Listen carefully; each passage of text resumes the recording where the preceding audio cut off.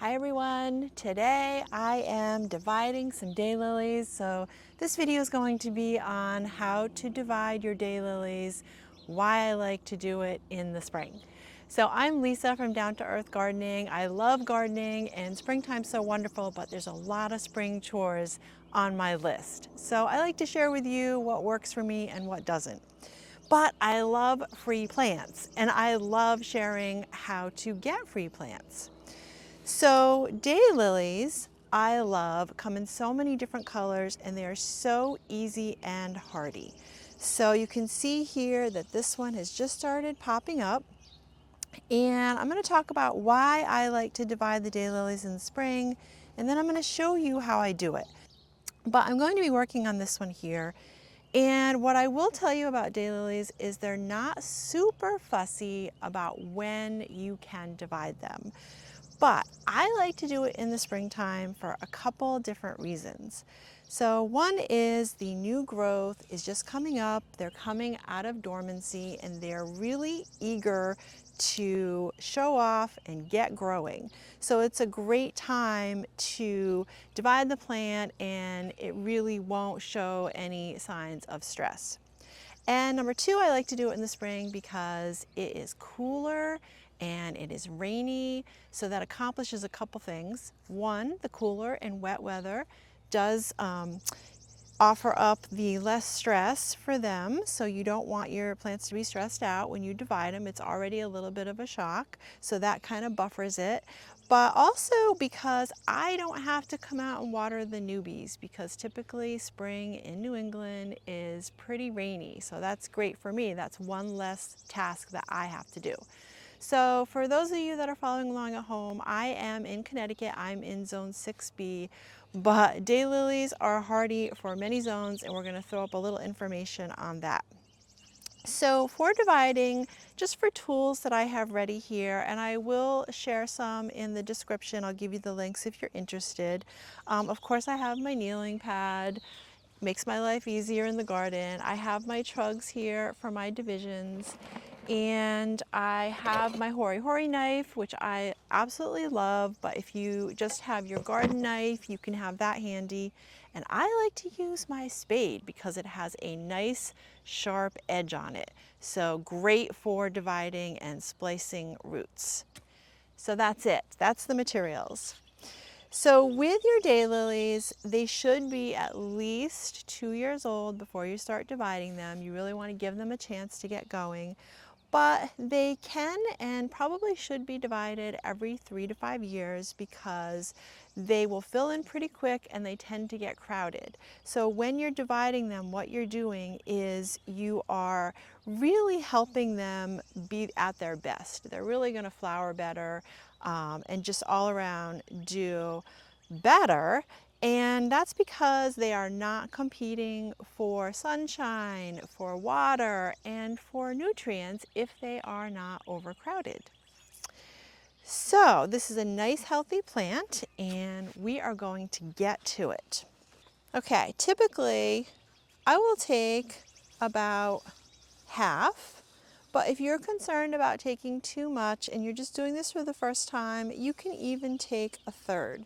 But if I take half the plant, I'm probably not going to have to divide it again for a couple, 2, 3 more years, and you will see that it really isn't even going to make a difference to this daylily. In fact, it's going to do better.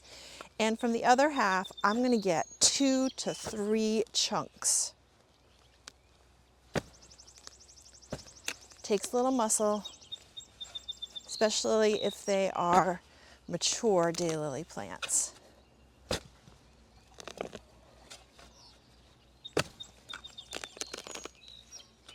So another hot tip for you is when you're dividing, how you can select the chunk that you're removing. And this is really another aside from the video, but what you can do is look at your walkways, your other plants, and take the side off the plant that is crowding something else. So a walkway, a path in the garden, or some other plants. So this area here is pretty nice. It's not really overcrowded yet anyway. Y'all know that I love to buy plants and plant seeds. But I'm just going to take this side off here.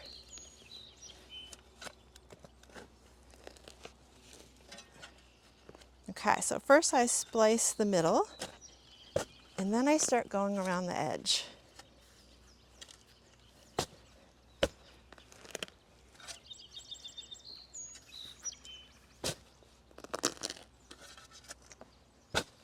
Now when you're doing this, you're probably going to cut into some roots. Don't worry about it. They will be totally fine.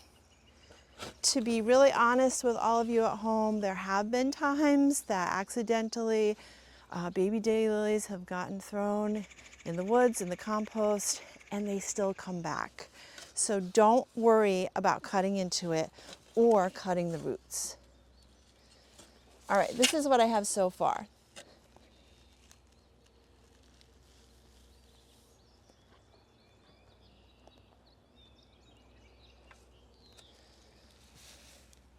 Okay, so I'm going to make 2 plants out of this here.